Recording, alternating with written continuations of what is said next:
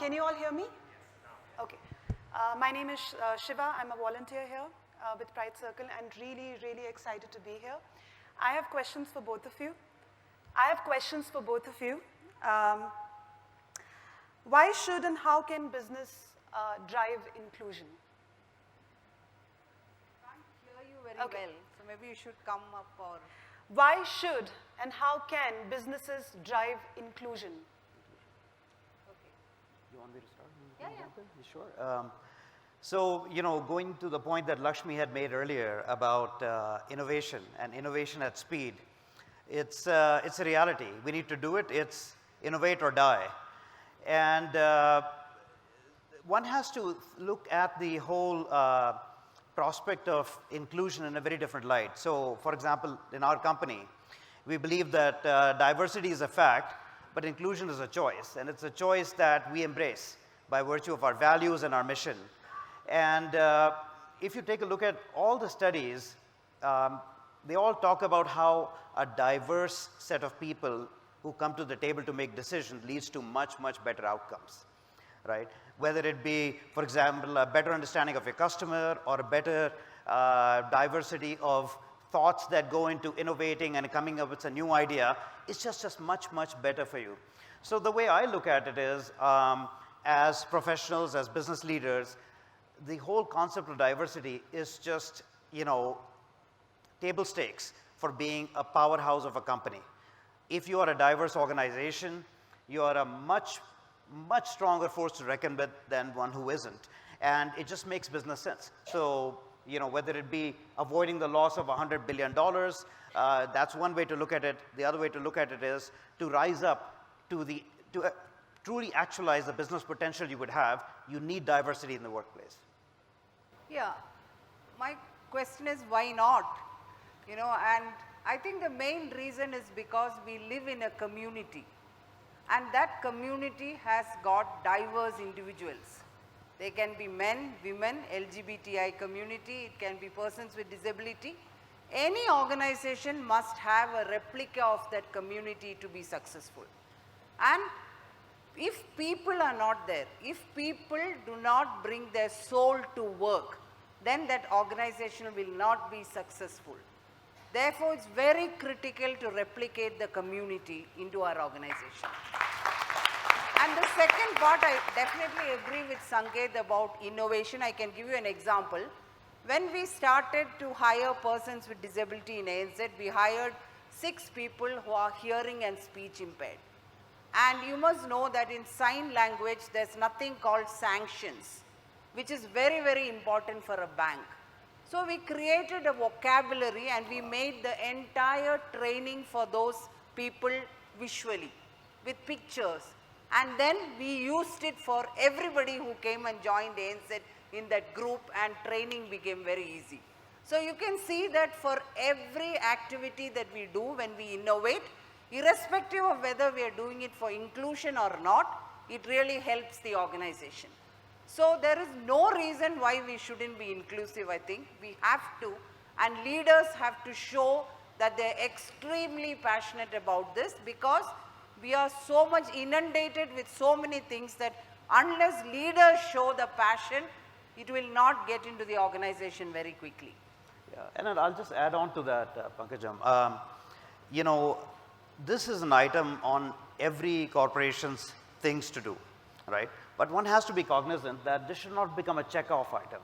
Yes, we have diversity. Yes, we focus on inclusion. It has to be truly embraced as a part of the culture.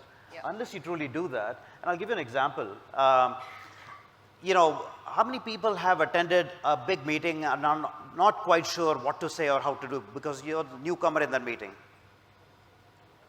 Right? It's a tough situation. You go in there, you're like, okay, I'm the new person here. Maybe a different person. You might be a woman in an all men's this thing, or you might be the newcomer in a company, whatever it is. And you're sitting there, you're like, okay, I should say something, right? If I don't say something, people will assume I'm dumb. If I talk too much, people will be like, my goodness, what's this person up to? How do you come up with the balance? So it's a very, very tough thing. And how do you make the environment in a meeting, in an organization, conducive to people feeling comfortable to be able to express themselves? without going through this conundrum as to how should I represent themselves, right? So once that happens, like you pointed out, you truly bring your true self to the company and you're able to actually be a great member of the organization you're in. So we all know that both of you have done commendable work in terms of, creating inclusive environment at workplace. But were there any challenges that you faced and you would like to share with us so that we can all learn from it? Yeah, of course, you can't be, this is a movement, so there is no movement without challenge. And hiring LGBTI community, of course, I'm focusing on that more as part of inclusion. There are many, many challenges that we faced. The first one I personally faced, I must tell you, is getting the correct narrative. And I want to give an example of that where we first, we introduced our Pride network, and I'm sitting on the stage like this, fortunately in ANZ, and I kept on saying transgender, and Hayati, I don't know whether she's here, she's a member of ANZ, and she stood up and corrected me and said, you don't say transgender, you say transgender person or transgender community, so the narrative must be right. Imagine the perception that I had at that time was that how can I go wrong in front of 400 people? So, that's a big challenge to get the narrative right. It's a very big challenge. And I understood that unless I come and attend many sessions and go wrong and show my vulnerability in a sector that I'm not very comfortable with, I will never get comfortable. So that's a huge challenge that I faced as a business leader. And another one is, I heard Lakshmi say, and I heard the earlier speaker say also that we need compatibility or at the workplace. So what do we do as leaders? We have a checklist, unfortunately for this, and then we say that we have sensitized our teams. And then we just bring people, transgender persons, we have hired around 10 of them into ANZ. We think that with that one sensitization we are done. But just like how every individual is different, the requirement of every transgender person is also different. There could be a person who is transitioning from a she to a he.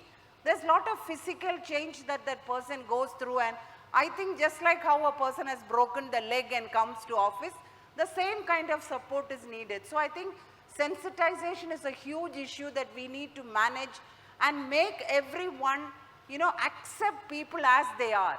I have glasses because I've got old, but my eyes are not working. So I have a disability if I look at it. But nobody thinks that's a disability. But if somebody is on a wheelchair, there's a disability. If somebody is a transgender person transitioning, it's not a disability, but it's considered a taboo to even speak. I think as allies, we can sign up, but we have to be very focused on, in every instance, giving the narrative that I'm an ally. It's absolutely okay what is your gender orientation, your sexual orientation. That has nothing to do with the skill that the organization wants. I think, doing this very, very regularly is some of the challenges that I've faced as a leader. Yeah. Over to you, Sanket. Thanks, Pankajam. I'll give you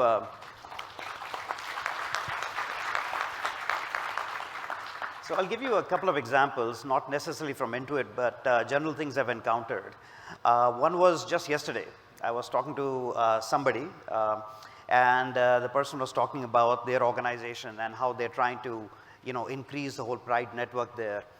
Several people are interested in being a part of it, but there's a fear that if I'm a part of it, would I be considered part of the community, right?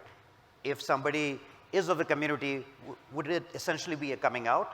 And if somebody is not in the community, would it be a labeling of the person? And this kind of fear needs to be overcome. It has to become a safe place. It has to be a place where this is just part of our everyday culture. So that's one. And the other thing is an example from my personal life. I learned a lot from my family. And so my daughter was studying in the United States, and I went to visit her. And we were about to have lunch with a good friend of hers. And this person was going through a transition. So when the person was coming, I was talking to my daughter. I'm like, when's he showing up? And she's like, no, he's not showing up. I'm like, oh, what happened? She's like, they are showing up. I'm like, who are they? Who all is coming? I thought it was one person. And then she explained to me the use of the pronouns. I was not aware.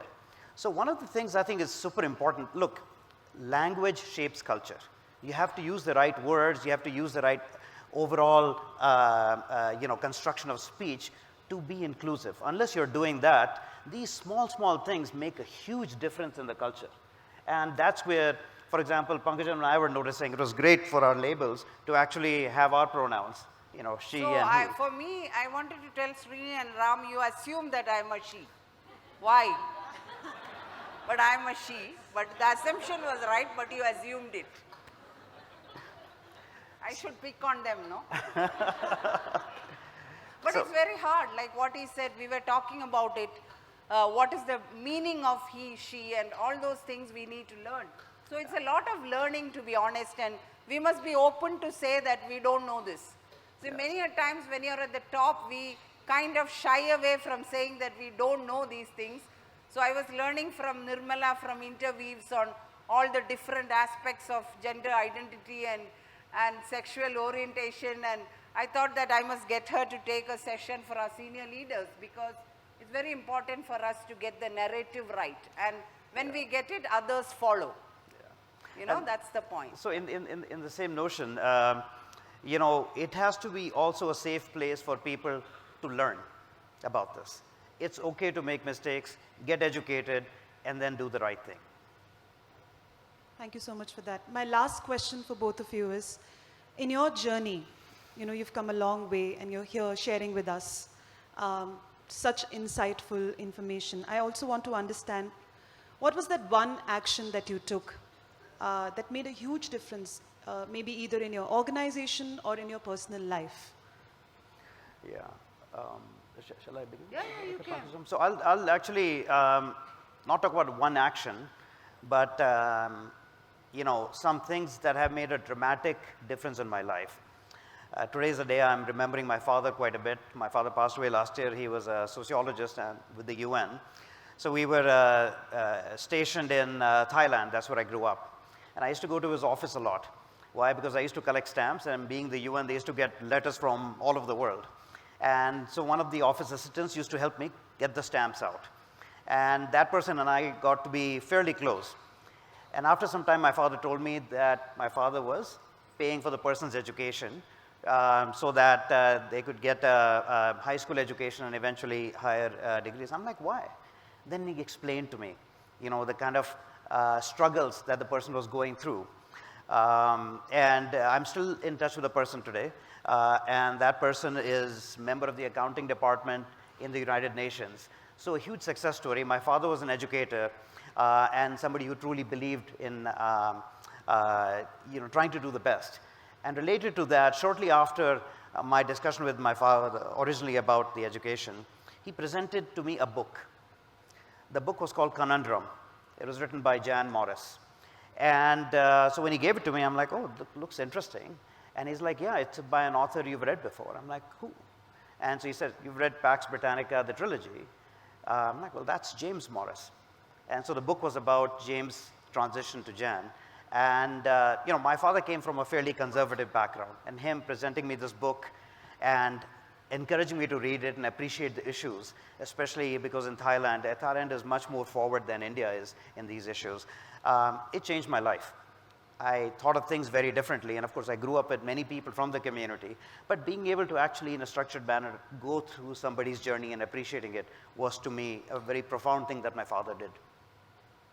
Yeah, I think I must tell a little story. I saw a newspaper kind of an information saying that a mother has come to the matrimonial forum and is asking for a wife for his gay son. I just saw Harish Iyer somewhere here. Wow. His mother really inspired me. It was a piece of news that I saw, but I'm coming from the same community. I know what it means for a mom to ask that.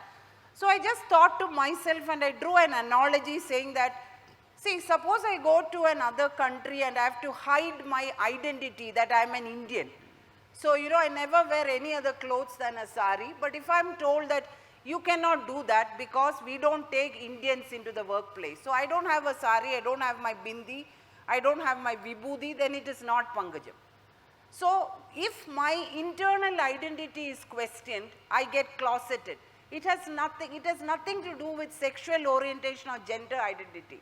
It's got to do with the internal aspiration or what you are in your mind, you know. So I don't know why, but when I read that piece of news, I really related to myself and said that if that happens, how difficult it will be for me. I will not be performing even to 25% of what I am performing now because of the fear of discrimination, of the fear of identification, of the fear of hiding my identity. I think it started from there, and then Sahana, who is the head of our talent and culture and technology, she joined us and she came with a paper to say that we have to start the Pride Network. And that time Article 377 was prevalent, and then I told her that I saw her passion. Actually she had connected with you know, Srini and Ram, and then we said that let's start the Pride Network. And I think that's where we started, and that's how as a leader I got aligned and I became an ally. I stood up in front of 200 people. I know that there were people in that group who would not identify themselves as a transgender person, but I was very firm to say that we are not worried about your sexual orientation. We are really there to support you to bring yourself to work. And that's how we did it.